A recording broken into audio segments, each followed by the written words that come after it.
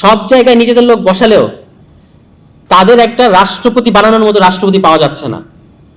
তারা ওই আওয়ামী লীগ সরকারের যে ফ্যাসিবাদী আওয়ামী লীগ সরকারের যে রাষ্ট্রপতি, যার বিরুদ্ধে দুর্নীতির অভিযোগ রয়েছে এবং এটা প্রমাণিত অভিযোগ, যিনি ইতিমধ্যেই তাদেরই ভাষ্য অনুযায়ী, বিএনপি সরকারের ভাষ্য অনুযায়ী সংবিধান লঙ্ঘন করেছেন, তাকে কিন্তু বিএনপি সাংবিধানিক পদ্ধতিতে অপসারণ করার সুযোগ থাকলেও সেই সুযোগটা গ্রহণ করছে না।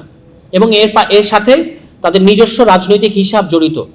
অর্থাৎ তারা হিসাব করেছে যে কখন রাষ্ট্রপতিকে সরালে আগামী নির্বাচনের সময়ে তাদের একজন রাষ্ট্রপতি থাকবে, এই হিসাব বা এই গণিত বিএনপি সরকার করে ফেলেছে।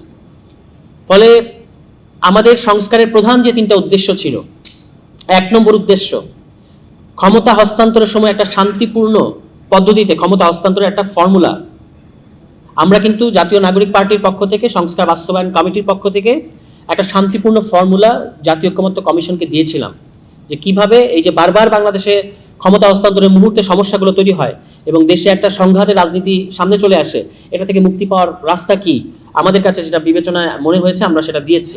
কিন্তু সেটা পুরোপুরি গ্রহণ করা হয় নাই, এখানেও বিএনপির ভেটো ছিল। দ্বিতীয় যে বিষয়টা মানে এই সংস্কারের এজেন্ডার মধ্যে আছে, সেটা হচ্ছে যে এই যে 2/3 আসন থাকলেই আপনি যে কোনোভাবে সংবিধান সংশোধন করে ফেলতে পারেন, এখান থেকে আমাদের দেশকে বের করে নিয়ে আসতে হবে। এবং এই জন্য উচ্চ কক্ষে সংবিধান সংশোধনী ক্ষমতা সম্পন্ন একটা উচ্চ কক্ষ গঠনের কথা আমরা বলেছি, কিন্তু সেখানেও বিএনপি আপত্তি আছে।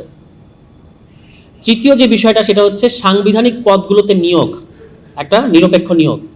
এখানেও দেখতেই পাচ্ছেন যে বিএনপি এ বিষয়ে এখনো পর্যন্ত দুদকে একটা অচল অবস্থা তৈরি হয়ে আছে। তো এই হচ্ছে সার্বিক পরিস্থিতি। আমি আর কথা বলবো না, শুধু এইটুকু আপনাদেরকে আহ্বান জানাতে চাই যে আমাদের সংস্কার নিয়ে, গণতান্ত্রিক সংস্কার, যে সংস্কার জন্য আমাদেরকে এত রক্ত দিতে হয়েছে, এই সংস্কার নিয়ে আমাদেরকে সামনের দিনগুলোতে সক্রিয় থাকতে হবে এবং এই সংস্কার সরকারের কাছ থেকে আদায় করে নিতে হবে। তারা একটা নির্বাচিত সরকার এবং তারা প্রতিশ্রুতি দিয়েছে যে তারা সংস্কার করবে, অক্ষরে অক্ষরে বাস্তবায়ন করবে। ফলে আমাদেরকেও অক্ষরে অক্ষরে তারা যেন বাস্তবায়ন করে সেটা আদায় করে নিতে হবে। ইতিমধ্যেই যে সমস্ত প্রতিশ্রুতি তারা ভঙ্গ করেছে, সেগুলো কিভাবে আমাদের সংকটকে আরো ঘনীভূত করবে, এটা সামনের দিনে আরো পরিষ্কার হবে। ফলে আমাদের কাজ হচ্ছে রাজনৈতিকভাবে আমাদের যে কর্তব্য, এই সংস্কারগুলোর জন্য সরব থাকা। এবং জাতীয় নাগরিক পার্টি নতুন দল হলেও বাংলাদেশে এই সংস্কার সংক্রান্ত সমস্ত আলোচনা এবং রাজনৈতিক কর্মসূচির একেবারে কেন্দ্রবিন্দুতে অবস্থান করছে বা করবে সামনের দিনেও।